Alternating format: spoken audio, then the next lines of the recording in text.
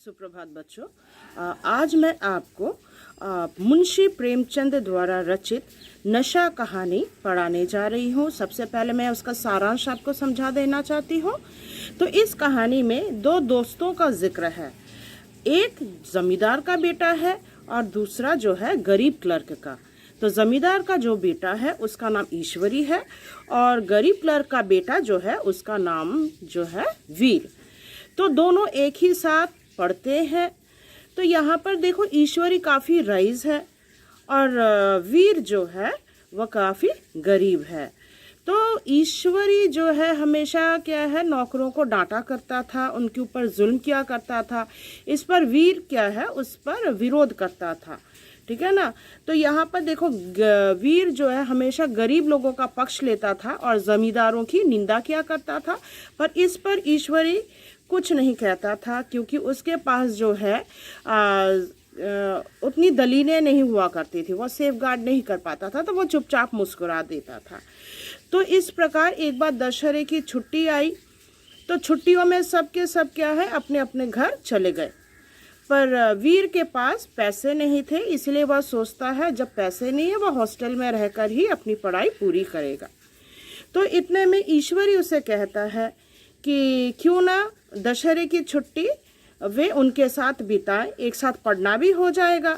तो इस पर वीर राजी हो जाते हैं और वे ईश्वरी के साथ उसके गांव जाने के लिए तैयार हो जाते हैं। तो ईश्वरी का गांव जो है वह मुरादाबाद में था। पर ईश्वरी उसे यह भी समझा देता है कि वहाँ जाकर वहाँ पर क्या है ज़मींदारों की निंदा ना करें, क्योंकि वे लोग ज़मींदार हैं।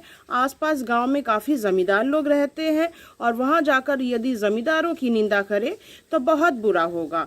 वीर इस पर राजी हो जाता है और दोनों क्या करते हैं जाने के लिए तैयार हो जाते हैं। तो ट्रेन जो है रात के 9 बजे की थी। प्रयाग से प्रतापगढ़ जाने का ट्रेन था। तो ट्रेन 9 बजे की थी, ध्यान रखना, टाइम याद रखना एमसीक्यू क्वेश्चन के लिए। तो वे लोग जो है जल्दी जल्दी शाम को ही कहाँ पहुँच जाते हैं, स्टेशन पहुँच जाते हैं। स्टेशन पहुँचकर वे लोग इधर उधर टहलते हैं और फिर क्या है रिफ्रेशमेंट रूम जाते हैं। वहाँ पर वे लोग खाना खाते हैं और पैसा जो है ईश्वरी ही देता है। देने के बाद वह 8 आना जो है टिप्स वह खानसामे को देता है। तो क्या है तब वीर को अच्छा नहीं लगता क्योंकि खानसामा जो है वो ईश्वरी को सलाम भी ठोकता है, उसके पीछे पीछे घूमता रहता है।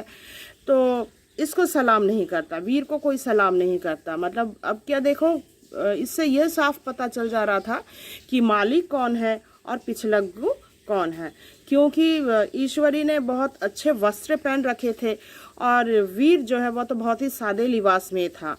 तो दोनों में ज़मीन आसमान का फ़र्क क्या है खानसामे लोगों को भी पता चल रहा था और उसे ऐसा भी लगता है कि मतलब जितना पैसा तो खानसामे लोग इनकम करते हैं टिप्स के बतौर, उतने तो उसके पिताजी को महीने का इनकम भी नहीं है। तो यहाँ पे जब खानसामे लोग सलाम ठोकते हैं तो ये बात क्या है उसे हजम नहीं होता, खाना उसको जो है हजम नहीं होता, उसे बहुत बुरा लगता है। और फिर क्या है लोग ट्रेन पर चढ़ते हैं। इसके पहले वो ज़िंदगी में कभी भी वो रिजर्वेशन मतलब ट्रेन में नहीं चढ़ा था, ठीक है ना। वो जब भी चढ़ता था जनरल कंपार्टमेंट में चढ़ता था। ऊपर से ये एक्सप्रेस ट्रेन था, मतलब वो रिजर्वेशन ट्रेन पर पहली बार। तो वहाँ पर चढ़ते ही क्या है ट्रेन पर चढ़ते ही धीरे धीरे उसमें अमीरी का नशा चढ़ने लगता है। तो जब ट्रेन पर चढ़ते हैं, ट्रेन प्रयाग से छूटती है रात के 9 बजे और ट्रेन कहाँ की थी, प्रतापगढ़ की। तो उन्हें उतरना था मुरादाबाद। तो सुबह लोग मुरादाबाद पहुंच जाते हैं। पहुंचते ही वे स्टेशन पर उतरते हैं। वहां पर क्या है देखो उन्हें रिसीव करने के लिए लोग आए हुए थे।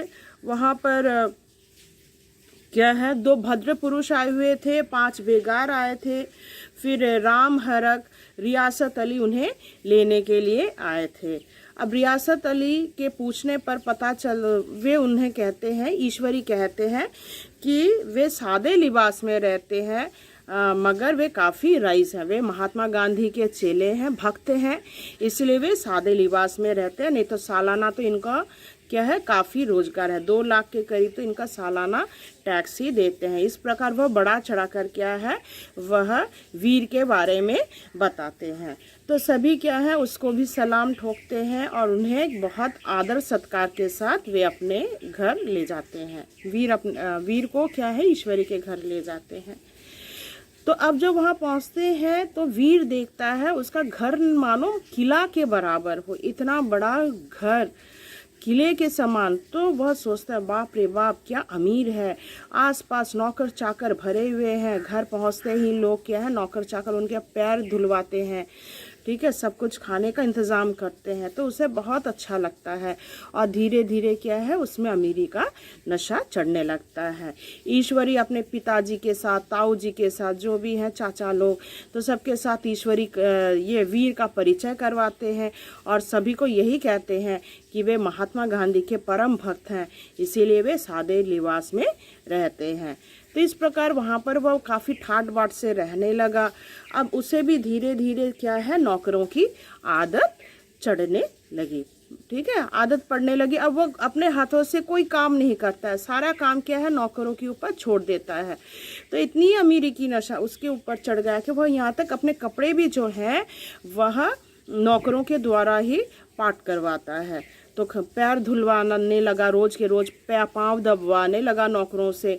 तो इस प्रकार क्या है, देखा जा रहा है कि जो जैसा रहता है, मतलब जो जिस हालत में रहता देखना, वो वैसे ही अगर अचानक से कोई आदमी अमीर हो जाए तो उसमें भी क्या है, अमीरी का नशा चढ़ जाता। तो वही इस कहानी के माध्यम से वे दर्शाना चाहते हैं प्रेमचंद जी। जो तो यहाँ पे देखो, अब एक दिन की बात है, ईश्वरी का निमंत्रण था तो वे घर पर नहीं थे। अब वीर को क्या है, अखबार पढ़ना था, अंधेरा शाम हो चुका था, लैंप नहीं जला था। तो क्या है, लैंप, यद्यपि लैंप सामने ही रखा था, दियासलाई भी रखा हुआ था, मगर फिर भी वह अपने हाथों से लैंप नहीं जलाता। वह क्या करता है, नौकर को बुलाता है। इतने में रियासत अली आते हैं और उसको बहुत डांटते हैं। मतलब उसमें ऐसा ही अमीरी का नशा चढ़ गया था कि सामने लैंप होते हुए भी क्या है, खुद नहीं जलाता और रियासत अली को बहुत डांटते हैं। तो यही दिखाया गया है कि किस प्रकार गरीब क्लर्क का बेटा होते हुए भी उसमें अमीरी का नशा चढ़ता गया। इस प्रकार धीरे धीरे देखो, वे तो आए थे किस लिए, एक साथ कंबाइंड स्टडीज करेंगे, ईश्वरी और वीर एक साथ पढ़ेंगे, क्योंकि दशहरे की छुट्टी के बाद ही उन लोगों का एग्जाम से शुरू होने वाला था। मगर क्या है, उन लोगों का पढ़ाई तो दूर, आपस में क्या है, सैर करने में, मौज मस्ती करने में, इधर उधर घूमने में ही सारा वक्त बीत गया। इस प्रकार क्या है, दशहरा क्या है, छुट्टी जो है बीत गई। अब उन्हें उनको लौटना था। अब लौटते वक्त क्या हुआ, उन्हें रिजर्वेशन नहीं मिलता है, टिकट का रिजर्वेशन नहीं मिलता, क्योंकि दशहरे की छुट्टी बीत चुकी है और सभी लौट रहे थे। तो उन्हें क्या है, जनरल कंपार्टमेंट में उठना पड़ा। अब जब जनरल कंपार्टमेंट में उठे तो वीर को वह अच्छा नहीं लगा, क्योंकि वह अभी उसमें अमीरी का नशा चढ़ गया था। अब देखो, जनरल कंपार्टमेंट में काफ़ी भीड़ थी, कंपार्टमेंट जो है एकदम ठसाठस भरा हुआ था। तो वहाँ पर एक बूढ़ा व्यक्ति भी था, वहाँ मतलब क्या है, तिल रखने की, मतलब पैर रखने की जगह तक नहीं थी। तो एक बूढ़ा आदमी भी क्या है, उस ट्रेन पर सफ़र कर रहा था। तो उसके पीठ पर एक गठरी थी, जो वीर के चेहरे पर बार बार धक्का लग रहा था। तो ये वीर को अच्छा नहीं लगा और उसने उस बुढ़े को डांटा और 2 थप्पड़ जड़ दिया। तो इस पर बुढ़े ने कहा कि वह भी तो टिकट काटकर इस ट्रेन पर सफ़र कर रहा है, फिर इस प्रकार वह क्यों मार रहा है। यह उत्तर सुनकर वीर और गुस्सा हो जाता है और 2-4 तमाचा जड़ देता है।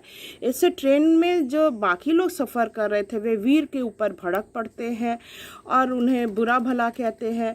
और तब ईश्वरी भी उससे कहते हैं, what an idiot you are Veer. तो यह सुनते ही क्या है, वीर का जो नशा है वह धीरे धीरे उतरने लगता है। ये तो हो गया कहानी का सारांश। तो इस कहानी में देखो शुरू में वीर का नाम कहीं भी उल्लेख नहीं है, तो यहाँ पे कथानायक के हिसाब से हम पढ़ाएंगे। तो अंत में जो है यहाँ पे बताया गया है कि उस कथानायक का नाम वीर है। एकदम एंड में, चैप्टर के एंड में पता चलता है। ठीक है ना। तो अब जो है आप लोग किताब खोलोगे, नशा कहानी, पेज नंबर 82, आपकी नई टेक्स्ट बुक के हिसाब से आप लोग पेज नंबर 92 खोलेंगे।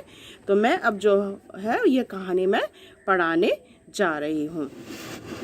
तो ध्यान रखना, यहाँ पे नशा कहानी में यहाँ पे मुंशी प्रेमचंद जो हैं उनका जीवन परिचय है। तो यहाँ पे देखो कलम के सिपाही के रूप से प्रेमचंद जाने जाते हैं। तो कलम के सिपाही के रूप में कौन विख्यात है, वो है प्रेमचंद। और इनका जन्म जो है वाराणसी के लम्ही नामक गांव में हुआ था। तो इनका जन्म 31 जुलाई 1880 ईस्वी में लम्ही नामक गांव में हुआ था।